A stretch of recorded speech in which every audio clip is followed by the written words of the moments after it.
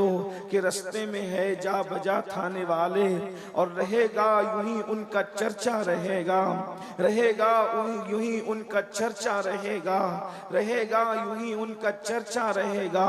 पड़े खाक हो जाए जल जाने वाले, और रजा नफ्स दुश्मन है दम में ना आना, कहाँ तुमने देखे हैं चंद्राने वाले। आज की ये महफिल मिलादुन नबी सल्लल्लाहु अलैहि वसल्लम के हवाले से इनेकाद पजीर है।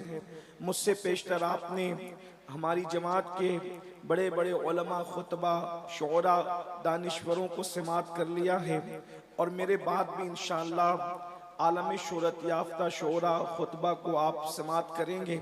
मैं हर दो के दरमियान में बहुत मुख्तसर से वक्त के लिए हाजिर हूँ। थोड़ी देर मैं आपकी खिदमत के लिए हाजिर हूँ। अल्लाह पाक की बारगाह में दुआ करता हूँ कि रब तबारक व तआला जिस आया करीमा की तिलावत की गई है उसके मुतालिक मुझे हक कहने और आप सबको हक सुनकर उस पर अमल करने और उसे आम करने की तौफीक अता फरमाए। मुसलमानों का सबसे बड़ा त्यौहार, आशिकाने रसूल का सबसे बड़ा त्यौहार सिर्फ ईद नहीं बल्कि ईदों की ईद अभी हमारे दरमियान से गुजरी है। हम इसको ईदों की ईद इसलिए कहते हैं कि अगर ये ईद न होती तो ना ईद उल फित्र होती, ना ईद उल अदहा होती, ना ईद उल जुमा होती, ना ईद उल अरफा होती, कोई ईद न होती। बल्कि ईद तो अपनी जगह, न कोई दिन होता, न कोई रात होती, न कोई सुबह होती, न कोई शाम होती, न किसी से किसी की मुलाकात होती, यहाँ तक कि न जमीन होते, न जमीन होती, न आसमान होते, न सितारों की अंजुमन होती, न आसमान का साइबान होता, न जमीन का बिछौना होता, न शफक का जमाल होता, न उफक की सुर्खियां होती, न कुमरियों की आवाज होती, न भौरों की गुनगुनाहट होती, न फूलों की तबस्सुम होती, न कलियों की मुस्कुराहट होती, न बलखाती नदियां होती, न दरियाओं की रवानी होती, न समुंदरों की तुगयानी होती। जो सब कुछ है सिर्फ इसलिए है कि वो जो न थे तो कुछ न था, वो जो न हो तो कुछ न हो, वो जो न थे तो कुछ न था, वो जो न हो तो कुछ न हो। जान है वो जहान की, जान है तो जहान है। इस दिन हमारे आका तशरीफ लाए और ये ईदों की ईद है। आप अंदाजा फरमाएं, दुनिया के अंदर कोई दिन ऐसा नहीं है जो सबके लिए खुशियों का दिन हो, इसलिए कि अगर कोई दिन किसी के लिए खुशी का है तो वही दिन किसी के लिए गम का है। अल्लाह अकबर, जमाने में कोई भी दिन सबके लिए खुशी का दिन नहीं आता। अल्लाह अकबर, मिसाल के तौर पर अगर आप कहेंगे कि 15 अगस्त सबके लिए खुशी का दिन है तो मैं कहूंगा नहीं, ये हिंदुस्तानियों के लिए तो खुशी का दिन हो सकता है कि हिंदुस्तानियों को आजादी मिली, तो अंग्रेजों के लिए इतने दुख का दिन है कि इतना बड़ा मुल्क उनके हाथ से चला गया। देखा, एक मुल्क के लोग खुशी मना रहे हैं तो दूसरे मुल्क के लोग बेचैन और बेकरार हो रहे हैं, वो गमगीन हो रहे हैं। एक मुल्क के लिए खुशी का, दूसरों के लिए गम का। इसी तरीके से अल्लाह अकबर, किसी का इंतकाल होता है, अगर वली भी दुनिया से जाता है, मुरीदीन रो रहे हैं और फरिश्ते खुशी मना रहे हैं। मुरीदीन इसलिए रो रहे हैं कि अल्लाह अकबर, फर्श से मातम उठे, वो तैयब व ताहिर गया, और अर्श पर धूमें मचे, अर्श पर धूमें मचे, वो मोमिन साले मिला। फर्श से मातम उठे, वो तैयब व ताहिर गया। देख रहे हैं फरिश्ते खुश हो रहे हैं और इंसान रो रहे हैं। अल्लाह अकबर। इसी तरीके से आप कयास कर सकते हैं, जो दिन मजदूरों के लिए खुशी का दिन होगा वो दिन मालदारों के लिए गम का दिन होगा। अगर मजदूरों की बात मान करके तनख्वाह बढ़ा दी गई है तो बोलो सेठों का नुकसान होगा कि नहीं होगा?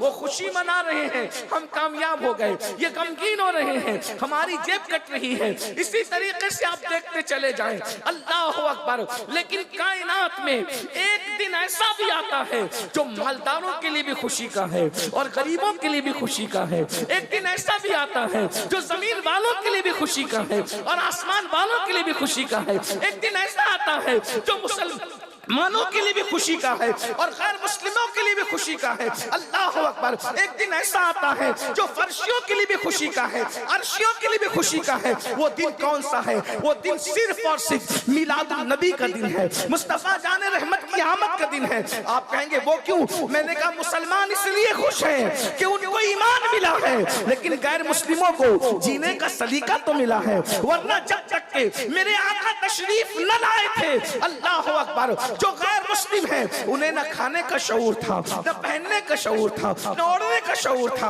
अल्लाह अकबर। मुझे यहाँ पर एक बात बतानी है आपको, आप उसको महसूस कीजिएगा। अल्लाह अकबर। मिलादुन नबी आए, मिलाद मुस्तफा आई तो सबके लिए बरकत का दिन, सबके लिए रहमत का दिन। इस दिन मजदूरों को हक मिल रहा है। आका फरमाते हैं मजदूर का पसीना सूखने से पहले उसको मजदूरी दे दी जाए, मजदूर का पसीना सूखने से पहले उसको मजदूरी दे दी जाए। ये तो जानवरों के लिए भी खुशी का दिन है। अल्लाह अकबर। पहले लोग जानवरों को खाने के लिए कभी पैर काट देते थे, कभी कुछ उज़्व काट देते थे, जिंदा जानवर के उज़्व काट काट के खाए जाते थे। रहमतुल्लिल आलमीन ने फरमाया अगर हलाल जानवर खाना ही है तो इस तरह उसको अजियत देकर न खाओ, बल्कि पहले गले के पास से उसको ज़बह कर लो और जब उसका जिस्म ठंडा हो जाए फिर उससे जिल्द उतारो, उसके बाद उसे खाया जाए। अल्लाह अकबर। जिसने जानवरों के हुकूक बताए, जिसने इंसानों के हुकूक बताए, जिसने रास्ते के हुकूक बताए, जिसने दरख्तों के हुकूक बताए, जिसने पत्थरों के हुकूक बताए। अल्लाह अकबर। जिसने अल्लाह अकबर शौहर की चिता पर जलने वाली औरत के कदमों में जन्नत को समेट कर रख दिया और औरत का मकाम बताया। अल जन्नत तहता अक़दामिल उम्महातिकुम। जन्नत तुम्हारी माओ के कदमों के नीचे है। जब तक हुजूर तशरीफ न लाए थे बेवाओं को चिता पर जलाया जाता था। आमिना के लाल एक बेवा खातून की गोद में तशरीफ ला करके दुनिया को बताते हैं अरे अगर बेवा मनहूस होती तो नबी की माँ बेवा क्यों होती? नबी की माँ जैसी खुशनसीब भी कोई हो सकता है? किसी का बेटा गौस है, किसी का बेटा कुतुब है, किसी का बेटा अब्दाल है, अरे किसी का बेटा कलीमुल्लाह है, किसी का बेटा नजीउल्लाह है, किसी का बेटा कलीमतुल्लाह है। तन्हा आमिना है जिसका बेटा हबीबुल्लाह। क्या कहने, जिंदाबाद जिंदाबाद।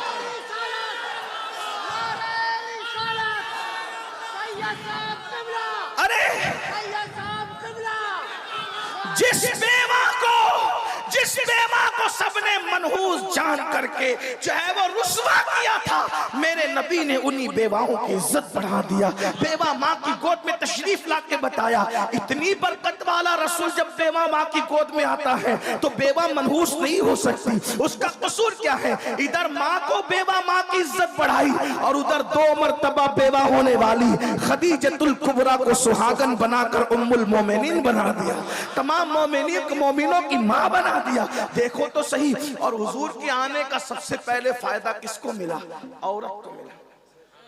और भी कौन सी औरत? आजाद औरत नहीं, आजाद औरत से भी ज्यादा गिरा हुआ दर्जा जो है वो कनीज औरत का था। लेकिन हुजूर जैसे दुनिया में तशरीफ लाए कनीज दौड़ी दौड़ी गई और अबू लहब से कहा अबू लहब मुबारक हो, तेरे घर भतीजा आया है, तेरे भाई अब्दुल्ला के यहाँ बेटा आया है। ऐसे ही अबू लहब ने उंगली का इशारा करके कहा जा मैंने भतीजे की खुशी में तुझे आजाद कर दिया। गोया के नबी आके बता रहे हैं अब मैं आ गया हूँ, औरतों को आजाद कराने के लिए आया हूँ, औरतों को आजादी देने के लिए। आका की आमद का सबसे पहला फायदा औरतों को मिला। आज लोग औरतों के हुकूक की बड़ी बात करते। मुझे यहाँ पर हुजूर की मिलाद की बात करनी, जश्न मिलाद। हुजूर आए, इनकलाब आया। पहले मैं आपके सामने कुछ बातें पढ़ना चाहता हूँ। आयत मुबारक जो पढ़ी है उस पर गुफ्तगू करने से पहले तमहीद के तौर पे अगर थोड़ी देर मुझे आने वाले शोरा और खुतबा का ख्याल है, वो मेरे बाद मेरी ही तरह वो मेहमान है, लेकिन चूंकि मैं पहले इसलिए बोल लेता हूँ कि मेरी गुफ्तगू जो है चूंकि बड़ी खुश्क होती है और रात जब ढल जाती है तो मेरी गुफ्तगू आपके कोई फायदे की नहीं रह जाती। इसलिए मैं चाहता हूं कि मैं अपने वक्त पे गुफ्तगू कर लूं। वैसे इंशाअल्लाह ताला अल्लाह जब तक तौफीक देगा गुफ्तगू के बाद में मैं बैठा रहूंगा, मैं जाऊंगा नहीं इंशाअल्लाह, अल्लाह की तौफीक के मुताबिक बैठा रहूं। लेकिन आपकी तवज्जो चाहता हूं अब थोड़ी देर बहुत गौर से मिलाद का फलसफा, जो लोग कहते हैं ना कि मिलाद से क्या हुआ, मैं आपके सामने रखना चाहता हूं कि मिलाद सिर्फ सुन्नियों का त्यौहार नहीं है, ये आलमी त्यौहार है, आफाकी त्यौहार है और पूरी कायनात का त्यौहार है। वो कैसे? एक बात देखो, हुजूर जब तशरीफ नहीं लाए थे लोग नंगे होके काबे का तवाफ करते थे। दुनिया इतनी बिगड़ी हुई थी, अल्लाह के घर का तवाफ नंगे होके करते थे। अल्लाह के घर पर काबतुल्लाह पर 360 बुत रखे हुए थे, और जिना करने के लिए जब कोई औरत न मिले तो वो बकरियों से और जानवरों से तक जिना करते थे। अखलाकी गिरावट कितनी थी। और सबसे बड़ी बात ये, आज जो दहशतगर्द लोग हैं उनकी तो हम लोग मुखालफत करते ही है दहशतगर्दों की, लेकिन आपकी खास नौजवानों की खास तवज्जो, आज के दहशतगर्दों की अहले सुन्नत ने हमेशा मुखालफत की है, क्योंकि हम सूफिया के मानने वाले लोग हैं। हमारे यहाँ किसी के हाथ की माला तोड़ना भी जायज नहीं है। तो जब हाथ की माला तोड़ना भी जायज नहीं है, अरे माला टूटती है तो मोती बिखरते हैं। आपकी अगर तवज्जो मेरी तरफ है तो इधर सुने भैया, बात नहीं करें तो जो इस तरह हुजूर का जिक्र हो रहा है, कोई किसी का जिक्र न करे, बस अब यार का जिक्र होगा बस, और किसी का जिक्र नहीं। तवज्जो फरमाए, माला टूटती है तो मोती बिखरते हैं, लेकिन जब सर किसी का अलग किया जाता है तो उसका पूरा खानदान बिखरता है ना। तो हमारे यहाँ जब माला तोड़ने की किसी के हाथ की इजाजत नहीं है, तो फिर किसी का सर काटने की इजाजत कैसे हो सकती है। जिस मजहब में वुजू करते वक्त पानी जाय करने की इजाजत नहीं है, जबकि हमारे यहाँ वुजू इबादत है, तो जब इबादत के नाम पर पानी जाय करना हराम है, तो बगैर इबादत के किसी के खून को जाय करने की इस्लाम इजाजत कैसे दे सकता है। हमारा मजहब अमन का मजहब है, शांति का मजहब है, सुकून का मजहब है। दहशतगर्द की गर्दी की हमारे यहाँ इजाजत नहीं। हमारे यहाँ तो अल्लाह अकबर, इतना भी एहतियात है, अगर कोई सो रहा हो, कोई सो रहा हो तो इतनी जोर से सलाम मत करो कि उसकी नींद में खलल आए। हमारे यहाँ सोने वाले को उसकी नींद का ख्याल है, नींद का ख्याल। तो जब लोगों की नींद का ख्याल है तो लोगों की जिंदगी का कितना ख्याल होगा, लोगों के खानदान का कितना ख्याल होगा, लोगों की खुशियों का कितना ख्याल होगा, लोगों के अरमानों का कितना ख्याल होगा। लेकिन लोगों ने दीन समझा नहीं, इस्लाम समझा नहीं, इस्लाम के खिलाफ बकवास करते रहते हैं। लेकिन हमारी जिम्मेदारी है कि हम अपनी जिम्मेदारी पूरी करें। तो हम सूफिया के मानने वाले दहशतगर्दी की और दहशतगर्दों की मुखालफत हमने हमेशा की है। लेकिन एक बात मैं आपके सामने रखना चाहता हूँ, रसूलुल्लाह की आमद के बाद दुनिया में जितने भी दहशतगर्द बाद में पैदा हुए, वो लोग छोटे दर्जे के दहशतगर्द हैं। क्यों? क्योंकि हर दहशतगर्द दूसरों के बच्चों को मारता है, अपने बच्चों को नहीं मारता, बल्कि दूसरों के बच्चों को भी वो मारता है। तो अपने बच्चों की खुशी